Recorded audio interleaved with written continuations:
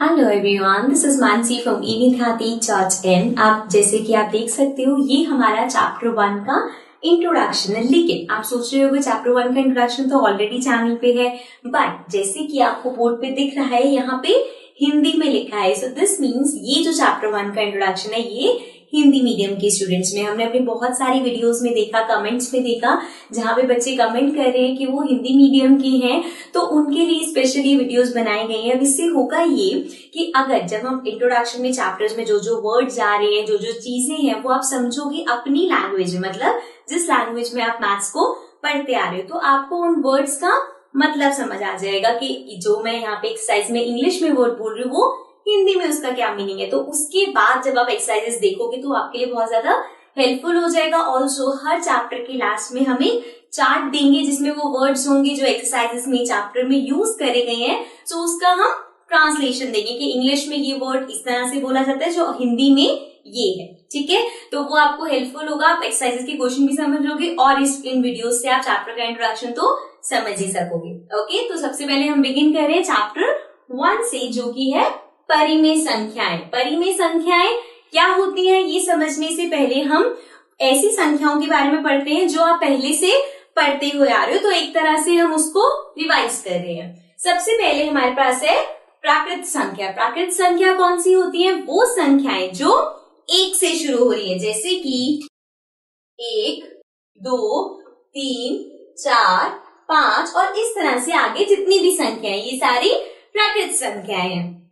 उसके बाद दूसरे नंबर पे आती है पूर्ण संख्या। पूर्ण संख्या क्या होती है?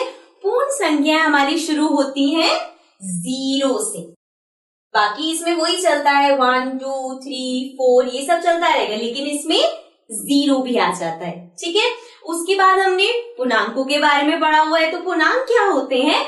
इसमें हमारे पास प्राकृत संख्याएं भी आती है, पूर्ण संख्याएं भी आती है, उसमें धनात्मक और ऋणात्मक दोनों आ जाते हैं। धनात्मक और ऋणात्मक क्या होता है?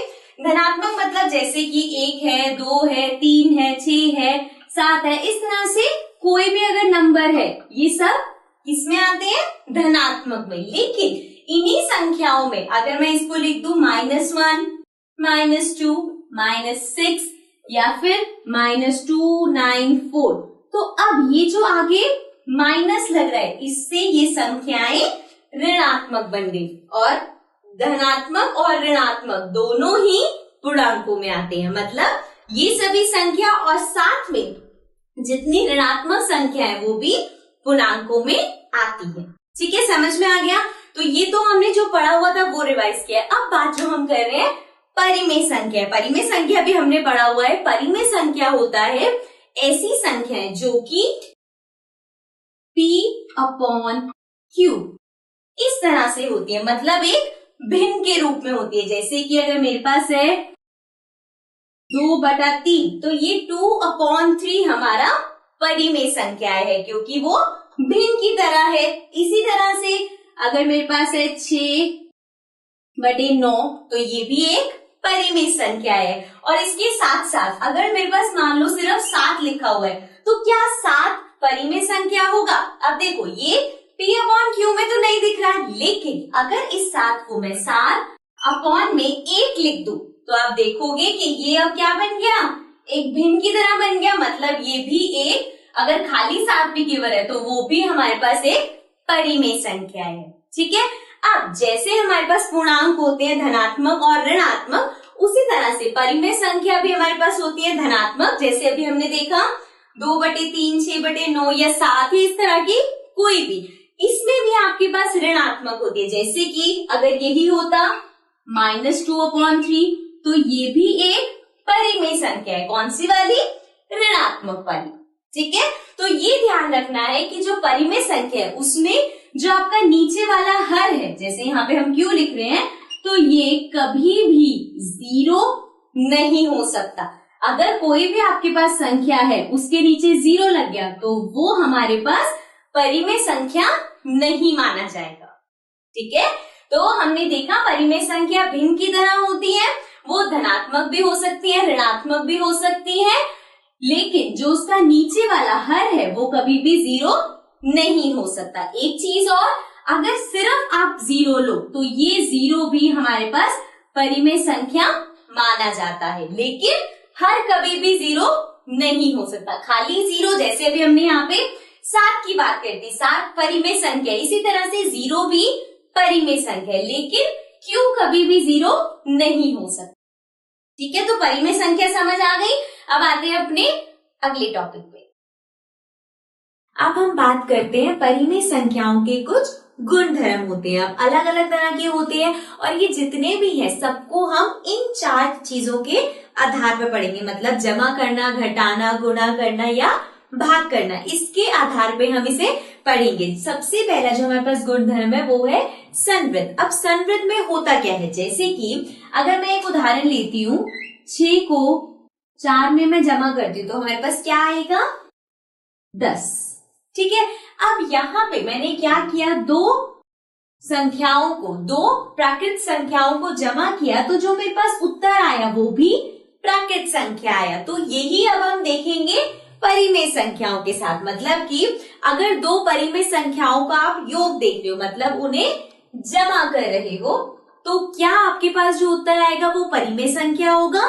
तो इसमें होगा हाँ, अगर हम 2 परिमेय संख्याओं का योग करते हैं। उदाहरण लेते हैं, अगर मेरे पास है 2/4 और इसमें मुझे जमा करना है 6/4। अभी यहाँ पे जो मैं उदाहरण ले रही हूँ उसमें मैं हर एक जैसे ले रही हूँ ताकि हमें जमा करने में आसानी हो। तो ये हमारे पास आ जाएगा 8/4। अब 8/4 एक परिमेय संख्या, मतलब कि अगर एक परिमेय संख्या में दूसरी परिमेय संख्या में हमने जोड़ किया है तो उत्तर में हमारे पास परिमेय संख्या आएगा, मतलब कि योग में ये जो संवृत धर्म है ये चलता है। अब दूसरा आता है घटाना, मतलब कि माइनस कर रहे हो। अब यहाँ पे है कि अगर एक परिमेय संख्या में से हम दूसरी परिमेय संख्या को घटाते हैं तो जो उत्तर आएगा वो भी एक परिमेय संख्या होगा, तो मतलब ये भी सही है। ठीक है, तीसरा है गुणा करना। अब यही बात करेंगे हम, 2 परिमेय संख्या का अगर आप गुणन कर रहे हो तो जो उत्तर आएगा वो भी परिमेय संख्या होगा। ठीक है, अब आखिरी है विभाजन करना। अब यहाँ पे ध्यान देना, यहाँ पे बात करेंगे कि एक परिमेय संख्या को दूसरी परिमेय संख्या के साथ भाग कर रहे हो तो क्या उत्तर में परिमेय संख्या आएगा। वैसे अगर आप कोई भी उदाहरण लोगे तो उत्तर में परिमेय संख्या आएगा, लेकिन यहाँ पे ये ध्यान रखना है कि जिससे हम भाग कर रहे हैं वो 0 नहीं होना चाहिए। जैसे कि अगर हम एक उदाहरण लेते हैं, 6/4 ले लिया मैंने, ये एक परिमेय संख्या है। फिर मैंने 0 ले लिया, 0 भी एक परिमेय संख्या है। तो इन दोनों का अगर मैं भाग कर रही हूं तो उत्तर परिमेय संख्या नहीं आएगा। समझ में आया, क्योंकि अगर आप किसी को भी 0 से भाग करोगे तो उत्तर कुछ भी नहीं आता। तो इसका मतलब यहाँ पे जो ये हमारा संवृत है ये विभाजन में नहीं चलेगा, लेकिन सिर्फ तभी अगर आपने जो दूसरी परिमेय संख्या, दोनों में से कोई भी एक परिमेय संख्या को अगर 0 लिया है। इसके अलावा अगर हम यहाँ पे कोई और परिमेय संख्या लेते, जैसे कि इस तरह का कुछ लेते, तो ये इसका उत्तर भी परिमेय संख्या आएगा। लेकिन ये ध्यान रखना है, जब हम विभाजन की बात करते हैं तो उसमें संख्या दोनों में से कोई एक भी 0 नहीं होनी चाहिए। ठीक है, तो ये था हमारा पहला गुणधर्म। अब आते हैं अगले पे। अब बात करते हैं दूसरे गुणधर्म की, जो कि है क्रम विनिमयता। अब इसमें क्या होता है, देखो अगर मैं इस पे लिखूं a + b = b + a, इसका क्या मतलब है कि अगर आपके पास 2 संख्याएं हैं तो उसको आप किसी भी क्रम में जमा करो तो वो बराबर ही रहेगा। समझ में आया क्या है, ये हमने लिखा। अब इसका एक उदाहरण ले लेते हैं, उससे ज्यादा अच्छे समझ आ जाएगा। 4 + 3। ठीक है, तो a हमने यहाँ पे रखा 4, b रखा 3। अब इसको मैं कह रही हूँ कि ये बराबर होगा 3 + 4 से, मतलब 4 को 3 में जमा करो या 3 को 4 में जमा करो, वो बराबर होगा। देखते हैं, 4 में 3 जमा करेंगे क्या आएगा, 7, है ना। 3 में 4 जमा करेंगे 7, तो इसका मतलब क्या है, किसी भी क्रम में हम जमा कर रहे हैं तो वो बराबर आ रहे हैं। अब यही बात करते हैं परिमेय संख्याओं में। अगर परिमेय संख्याओं में आप योग कर रहे हो, मतलब कि 2 परिमेय संख्याओं को आपस में जमा कर रहे हो, तो चाहे आप पहली और दूसरी करो या दूसरी और पहली, मतलब किसी भी क्रम में करो वो बराबर रहेगा। तो मतलब पहला वाला वो ये पहले आधार पे हाँ होगा कि वो बराबर होगा। दूसरा हम बात करते हैं घटाना, मतलब कि अगर एक परिमेय संख्या में से आप दूसरी परिमेय संख्या को घटा रहे हो, जैसे कि उदाहरण ले लेते हैं 6/4, इसमें से हम 5/4 को घटा रहे हैं, तो उत्तर में मेरे पास आएगा 1/4। ठीक है, इसी का ही अगर मैं उल्टा कर दूं, मतलब 5/4 में से 6/4 को अगर हम गुणा करेंगे, अगर हम घटाएंगे तो मेरे पास आएगा -1, क्योंकि 5 में से 6 करोगे 6 बड़ा है तो ये मतलब ये दोनों बराबर नहीं आ रहे, चाहे यहाँ पे संख्याएं बराबर है लेकिन ये धनात्मक है और ये ऋणात्मक है, मतलब आपस में बराबर नहीं है, तो मतलब क्रम विनिमयता घटाने में नहीं चलती। ठीक है, दूसरा है, फिर तीसरे नंबर पे है गुणा करना, मतलब दो परिमेय संख्या को किसी भी क्रम में आप गुणा करो उत्तर वही आएगा, तो मतलब गुणा में भी ये चीज चलेगी। अब यही अगर हम विभाजन में बात करें तो ये नहीं होगा, मतलब कि जैसे अगर हम इसी को ही ले रहे हैं तो 6/4 को अगर आप भाग कर रहे हो 5/4 से, तो जो भी आपका उत्तर आएगा वो इसके बराबर नहीं होगा। ठीक है, ऐसे जैसे हम यहाँ पे एग्जांपल ले रहे हैं ऐसी आप कोई भी नंबर्स दे सकते हो उदाहरण के तौर पे और उसको करके देख सकते हो, तो विभाजन में ये नहीं चलेगा। तो मतलब क्रम विनिमयता जो है वो योग और गुणा में काम करती है, मतलब योग और गुणा में किसी भी क्रम में आप करोगे उत्तर वही रहेगा, लेकिन घटाने में और विभाजन करने में उत्तर सेम नहीं रहता। ठीक है, तो ये था हमारा दूसरा गुणधर्म। अब आते हैं तीसरे नंबर पे। अब आते हैं तीसरे गुणधर्म पे। तो तीसरा हमारे पास है साचर्यता। इसमें क्या होता है, साचर्यता के हिसाब से अगर मेरे पास 3 संख्याएं हैं, मान लो A, B, C, तो मेरे पास ये 3 संख्याएं हैं। अब अगर आपके पास देखो कोई भी 3 संख्या है, मान लो आपके पास 2 जमा 3 जमा 4, अब इन तीनों को अगर आपको जमा करना है तो आप कैसे जमा करते हो सकता है हम ऐसे कहें 2 और 3 कितने हुए 5 और फिर उसमें 4 जमा कर दिया, या फिर 4 और 3 हमने देखा कितने हुए और उसमें 2 जमा कर दिया, मतलब पहले कोई 2 करोगे फिर उसमें तीसरा जमा कर दोगे। अब इसी को ही इन्हीं 3 संख्याओं में मान लो यहाँ पे मैंने पहली दोनों को करा और फिर जो आया उसमें तीसरी को जमा कर दिया, या फिर पहले की छोड़ दी बाद की दोनों को किया पहली वाली को उसमें जमा कर दिया, तो उत्तर दोनों में समान रहेगा, मतलब ये एक दूसरे के बराबर है। अब यही चीज हम देखेंगे परिमेय संख्या के साथ। परिमेय संख्या में अगर आपके पास 3 संख्याएं हैं तो उसमें अगर आपने पहली 2 जमा करी फिर तीसरी उसमें जमा करी, या पहली वाली छोड़ दी और बाकी की 2 जमा करके पहली वाली को जमा किया, तो वो बराबर रहेगा। ठीक है, उदाहरण के लिए हम ले लेते हैं यहाँ पे,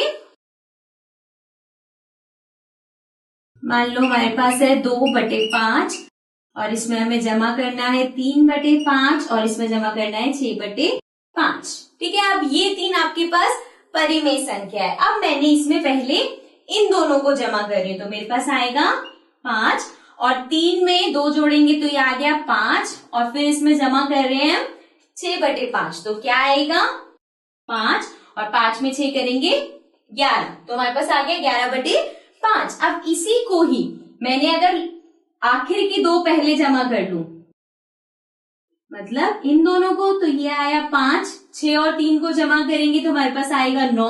अब इसमें हम जमा कर रहे हैं जो हमने पहली की छोड़ी है, मतलब 2/5, तो ये आ गया 5 और 9 और 2 को जमा करेंगे तो हमारे पास आएगा 11। तो आपने देखा उत्तर हमारे पास दोनों में समान आ रहा है। इसका मतलब जो हमने यहाँ पे पहला है अगर उसका योग कर रहे हो 3 संख्याओं का, तो इसका मतलब इस आधार पे सचारता चलेगा। ठीक है, अब बात करते हैं घटाने पे। अब जो यहाँ पे हम जमा कर रहे थे, अगर यही होता कि इसको घटाना है, मतलब आपके पास 3 संख्याएं हैं और आप उनको एक दूसरे में से हमें उन्हें घटाना है, तो परिमेय संख्या में या अगर वैसे भी करोगे तो ये बराबर नहीं आएगा। उदाहरण ले लेते हैं इसमें भी एक बार,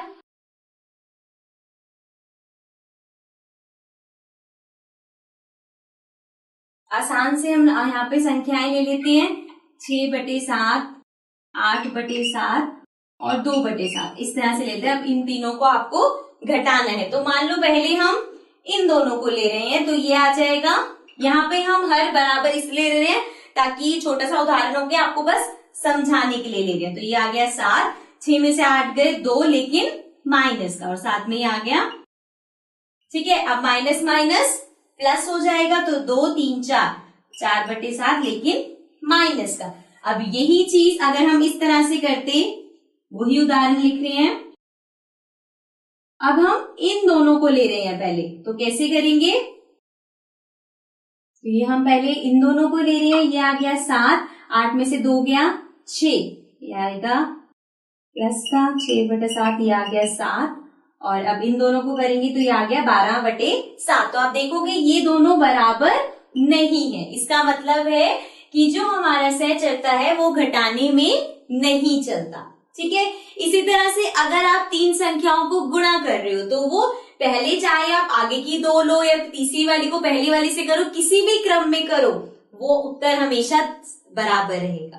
ठीक है, तीसरा है और आखिरी है हमारे पास विभाजन करना। विभाजन करने में भी यही रहेगा कि अगर आपके पास 2 संख्या और उनको आप इस तरह से भाग कर रहे हो, तो वो बराबर नहीं आएंगे। तो इसका मतलब है यहाँ पे आपको जो मेन चीज या ध्यान में रखनी है वो ये रखने की जो अलग अलग हमारे पास गुण धर्म है वो किस किस में चलते हैं, किस किस में नहीं। तो हमने देखा सहचयता हमारे पास योग और गुणा कर रहे हो तो चलेगा, अगर घटा रहे हैं या विभाजन कर रहे हैं तो नहीं चलेगा, मतलब बराबर नहीं आएगा। ठीक है, अब आते हैं अगले टॉपिक पे। अब बात करते हैं हम वितर्कता की। वितर्कता में क्या होता है, पहले हम एक उदाहरण लेते हैं। अगर आपके पास इस तरह से दे रखा है, तो इसको आप कैसे इसको हल निकालोगे? तो हम क्या करते हैं, ये बाहर 4 है और अंदर कोष्टक में हमारे पास है x + 6। तो हम क्या करते हैं, इस 4 को पहले x से गुणा करते हैं, फिर उसमें जमा करते हैं 4 को 6 से गुणा करके। जैसे कि 4 को x से करेंगे तो ये आएगा 4x, फिर जमा करना है तो यहाँ पे जमा लिखा हमने, और अब 4 को 6 से गुणा करेंगे तो हमारे पास आएगा 24। तो ये आ गया 4x + 24। इस तरह से हम करते हैं। अब यही चीज हमारे पास परिमेय संख्या में भी हो सकती है, जैसे कि अगर आपके पास है a/b और इसको गुणा करना है c/d + e/f। अब ये जो यहाँ पे a/b, c/d और e/f है, ये सब एक उदाहरण की तरह मेरे परिमेय संख्या है। तो अगर आपको इसका हल निकालना है तो हम a/b को पहले गुणा करेंगे c/d से, तो a/b को गुणा करेंगे c/d से और फिर उसमें जमा कर देंगे, क्योंकि यहाँ पे जमा चिन्ह है, तो इसको जमा करेंगे a/b को e/f से गुणा करके। तो इस तरह से हम इसका उत्तर निकालेंगे। अब ये जो हम पहले इससे कर रहे हैं गुणा, फिर इससे गुणा कर रहे हैं, इसको हम बोलते हैं वितर्कता करना। ठीक है, तो इस तरह के अगर हमारे पास कोई भी प्रश्न होगा तो हम उसका जो हल है इस तरह से निकालते हैं। अगर जैसे यहाँ पे जमा था, अगर इसकी जगह यहाँ पे ये होता तो हम क्या करते, वही होता ही, इसको इससे गुणा करेंगे फिर इसको इससे गुणा करेंगे, लेकिन नीचे जो हम जमा कर रहे हैं इसको फिर घटा देते। ठीक है, तो चाहे ये जमा का हो घटाने का हो, दोनों में इसी तरह से करना है कि बाहर वाला अंदर जितने भी है उनसे गुणा होगा। ठीक है, अब आते हैं अपने अगले टॉपिक पे। अब जो हमारे अगले टॉपिक है उनका नाम है योज्य प्रतिलोम और गुणात्मक प्रतिलोम। अब ये दोनों होते क्या है, पहले बात करते हैं योज्य प्रतिलोम की। अब इसकी जो आपके पास प्रश्न आएंगे वो किस तरह से आ सकते हैं, हो सकता है आपको एक परिमेय संख्या दी जाए, जैसे कि उदाहरण के तौर पे हम ले लेते हैं 6/11। अब इस आपको परिमेय संख्या का योज्य प्रतिलोम लिखना है, तो योज्य प्रतिलोम कैसे लिखोगे आप, अगर आपके पास जो संख्या दे रखी है वो धनात्मक है तो उसको आप ऋणात्मक बना दोगे, अगर ऋणात्मक है तो उसको धनात्मक बना दोगे। कैसे, जैसे ये 6/11 हमारे पास धनात्मक है, इसके आगे कोई चिन्ह नहीं है, मतलब ये प्लस माना जाएगा, मतलब ये क्या हो गई धनात्मक। तो इसका ऋणात्मक क्या होगा, 6/11, मतलब कि 6/11 का अगर आप योज्य प्रतिलोम लिखोगे तो वो -6/11 आएगा। इसी तरह से अगर -2/3 इसका आपको लिखना है तो क्या हो जाएगा, वो 2/3। समझ में आया? मतलब धनात्मक ऋणात्मक बन जाएगा और ऋणात्मक होगा तो उसे धनात्मक बना देंगे। अब बात करते हैं गुणात्मक प्रतिलोम की। गुणात्मक प्रतिलोम में क्या होता है, यही उदाहरण ले लेते हैं। अगर आपके पास ये है तो आपको अगर दिया जाए कि इस परिमेय संख्या का गुणात्मक प्रतिलोम लिखना है तो हम क्या करते हैं, इसका व्युत्क्रम। व्युत्क्रम क्या होता है, व्युत्क्रम में जो आपका अंश है वो हर बन जाता है और जो हर है वो अंश बन जाता है। मतलब 6/11 है तो ये 11/6 बन जाएगा। ठीक है, चिन्ह नहीं बदलेगा।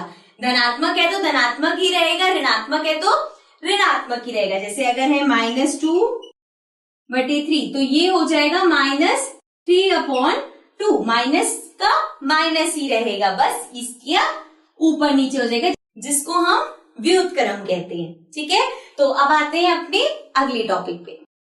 अब हम बात करते हैं अगर आपको परिमेय संख्या को संख्या रेखा पे अंकित करना है तो कैसे करेंगे। देखो, परिमेय संख्या हमें पता है भिन्न की तरह होते हैं, तो जैसे हम भिन्नों को अपनी उस संख्या रेखा पे करते हैं उसी तरह से हम परिमेय संख्याओं को भी अंकित करते हैं। अब रेखा सबको पता है, संख्या रेखा इस तरह से होती है जिसके बीचों बीच हमारे पास 0 होता है और इस तरफ आपके पास धनात्मक संख्याएं होती हैं और इस तरफ आपके पास ऋणात्मक संख्याएं होती हैं। ठीक है, तो अब हमें मान लो हम एक उदाहरण ले लेते हैं 2/5। अब इस 2/5 को आपको इस वाली संख्या रेखा पे खींचना है, अंकित करना है, तो हम कैसे करेंगे। सबसे पहले हमें देखना पड़ेगा कि ये 2/5 किन दो संख्याओं के बीच में आता है, तो उसके लिए हम क्या करेंगे, इसका भाग कर देंगे।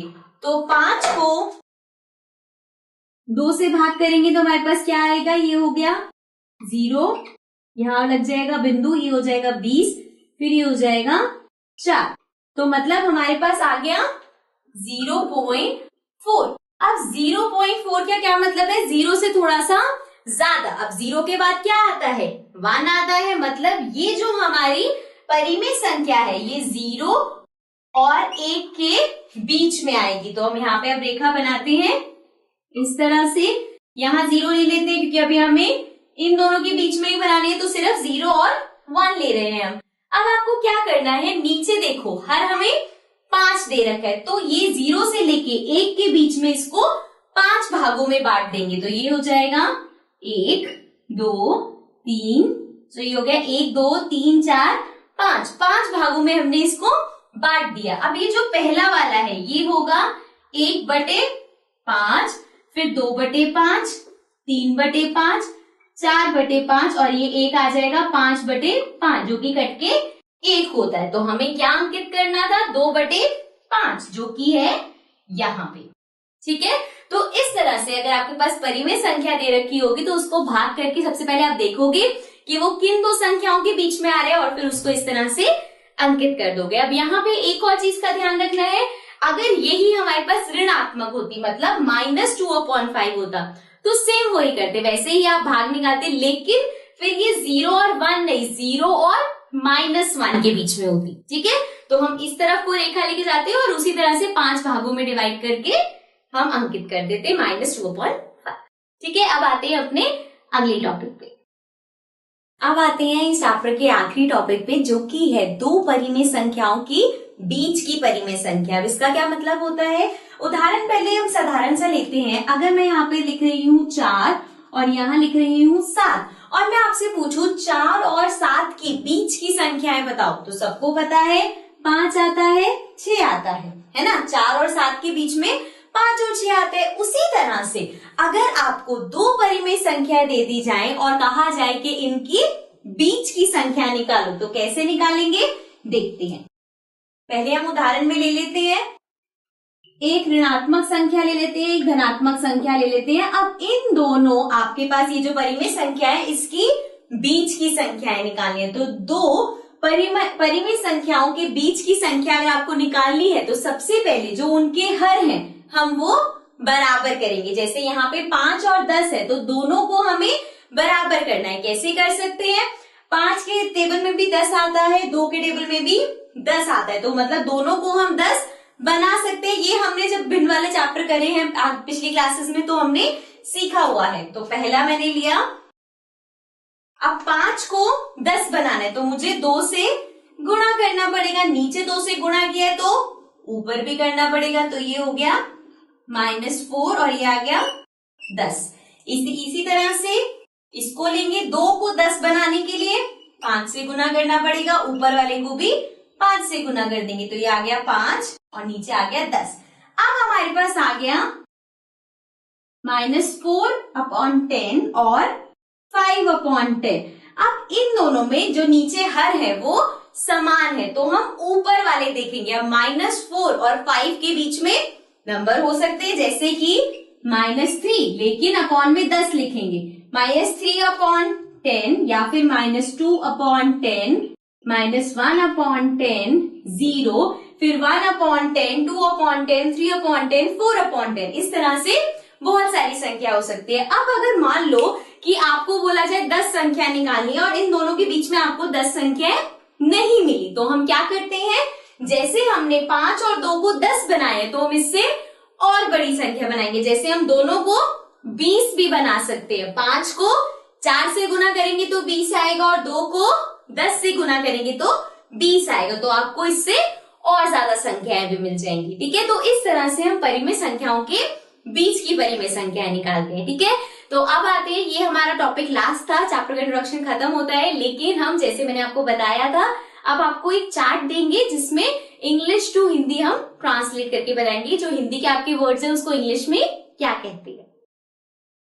अब आते हैं अपने चार्ट के ऊपर। तो इसमें सबसे पहला है प्राकृत संख्या, मतलब कि नेचुरल नंबर्स। उसके बाद है पूर्ण संख्या जो कि होता है होल नंबर्स। पूर्णांकों को हम बोलते हैं इंटीजर्स। उसके बाद है धनात्मक संख्या जो कि होते हैं पॉजिटिव नंबर। ऋणात्मक संख्या मतलब नेगेटिव नंबर। परिमेय संख्या जो चैप्टर का नाम है वो होता है रैशनल नंबर्स। उसके बाद है हमारे पास गुणधर्म जो कि हम बोलते हैं प्रॉपर्टीज को। उसके बाद है हर मतलब कि डिनोमिनेटर, अंश मतलब कि न्यूमिरेटर। उसके बाद है जो हमने प्रॉपर्टीज करी थी, सहचारता मतलब एसोसिएटिव। उसके बाद है वितर्कता जो कि होता है डिस्ट्रीब्यूटिव। उसके बाद हमने पढ़ा था योज्य प्रतिलोम और गुणात्मक प्रतिलोम। तो योज्य प्रतिलोम होता है एडिटिव इनवर्स और गुणात्मक प्रतिलोम होता है मल्टीप्लिकेटिव इनवर्स, और व्युत्क्रम हमारा होता है रेसिप्रोकल। ठीक है, तो ये चार्ट है, आप चाहो तो इसे नोट डाउन कर सकते हो ताकि जब एक्सरसाइजेस के आप क्वेश्चंस करो तो ये चार्ट आपको हेल्पफुल रहे। तो आज के लिए इतना ही, हम किसी और चैप्टर के साथ फिर से आएंगे। कमेंट सेक्शंस में जरूर बताइएगा कि आपको ये वीडियोस किस तरह की लग रही है, and also do subscribe our channel. Take care and bye bye.